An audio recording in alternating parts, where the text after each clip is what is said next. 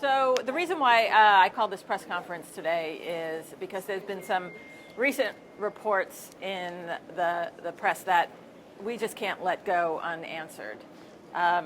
Speaker Harwell and Governor Haslam just don't seem to get it where the Representative Jeremy Durham sexual harassment scandal is concerned. Speaker Harwell has said that she's working on a culture change since covering up the Durham scandal that broke last month.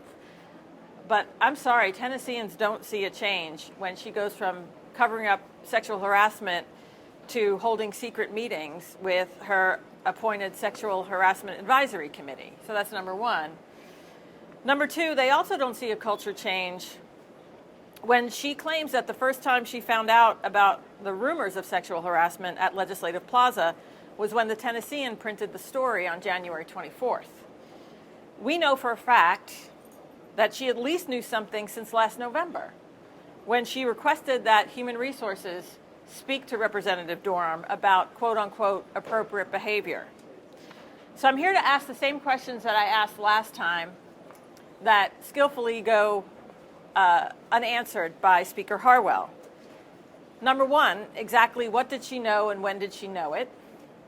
Number two, there is an existing sexual harassment policy that says that the speaker is in charge of launching an investigation into sexual harassment claims when she hears about them.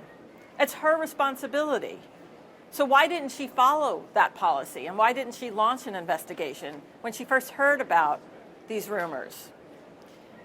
Thirdly, the press has confirmed that Speaker Harwell specifically knew about allegations of sexual harassment by at least one woman.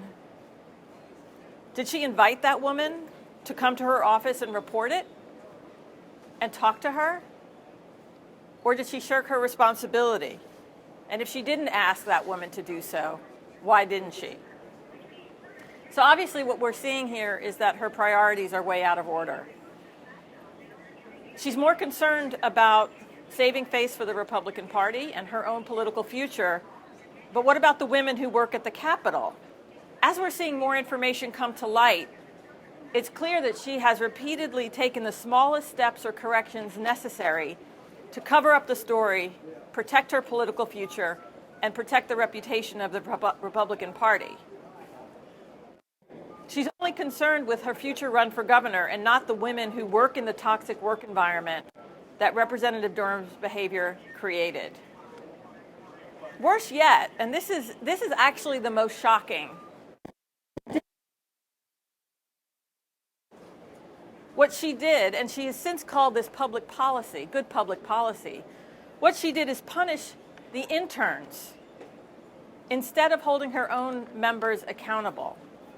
She said the interns were told to stop going to functions and to not give out their phone numbers.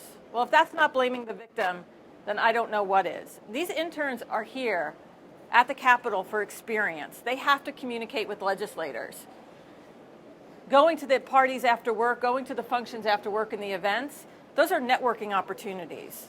And it shouldn't be on the interns to change their behavior.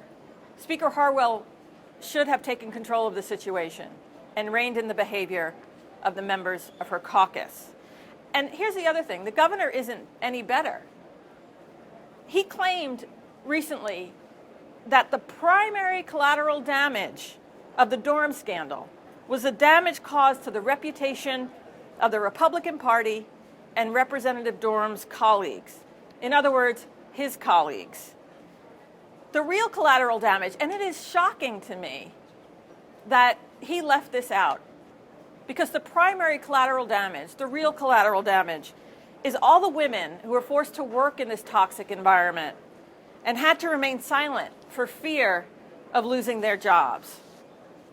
At every turn, Speaker Harwell and Governor Haslam have done everything in their power to protect their own interests and the Republican Party at the cost of the victims of sexual harassment.